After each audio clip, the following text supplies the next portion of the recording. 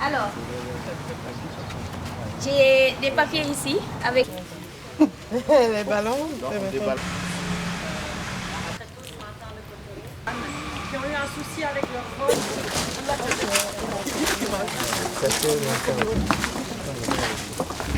Aujourd'hui, cette plateforme, elle a 18 ONG qui font partie de la plateforme.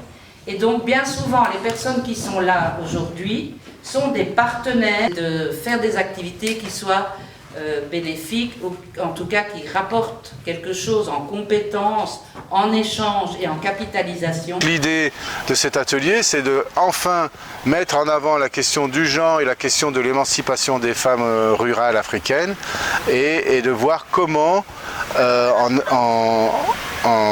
découvrant un certain nombre de leviers qui permettraient l'émancipation de ces femmes, à travers les échanges d'expériences, etc., on pourrait leur permettre d'avancer encore dans cette voie-là. Alors notre point de départ, ça a été vraiment cette question d'émancipation, que ce soit au niveau individuel, donc les femmes dans leur quotidien, dans leur couple, dans leur famille, dans leur communauté.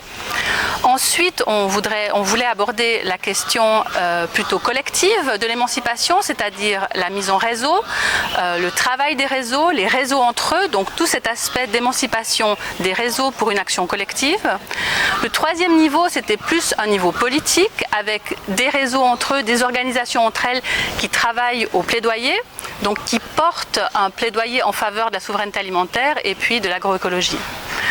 Maintenant, dans tous ces niveaux, on voit qu'un des éléments clés, c'est vraiment faire entendre la voix des femmes, qui est souvent peu entendue, ou quand elle est même exprimée, pas forcément reprise. Donc il y a tout un travail aussi qui est fait autour de ça de manière transversale au niveau des différents niveaux.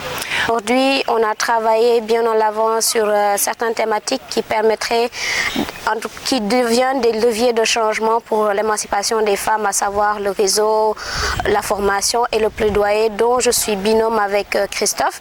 Et cet aspect, cette journée d'atelier ou bien sur le plaidoyer, c'est de vraiment déjà renforcer les capacités des participants par rapport aux outils de plaidoyer. Donc comment arriver à un même niveau sur notre compréhension, notre connaissance par rapport aux outils de plaidoyer, mais aussi comment on va travailler sur les défis auxquels font face les femmes, que ce soit au niveau foncier, que ce soit au niveau de leur place dans les instances de décision là. On va devoir travailler sur des travaux de groupe qui nous permettront de questionner certains blocages, certaines choses, qui nous permettront vraiment à la fin de l'atelier de vraiment trouver des leviers, des moyens et des voies ensemble avec tous les acteurs pour pouvoir apporter le changement. Les attentes à la fin de cet atelier, premièrement, que de façon claire, nous puissions circonscrire les besoins et les actions. En tout cas, les besoins que les groupements féminins, les réseaux féminins ont en termes de renforcement des capacités, en termes d'accompagnement, en termes de plaidoyer pour faire entendre leur voix, aussi bien au niveau des politiques, au niveau des organisations d'accompagnement, au niveau communautaire. Première chose, c'est vraiment être très clair sur ces attentes précises-là.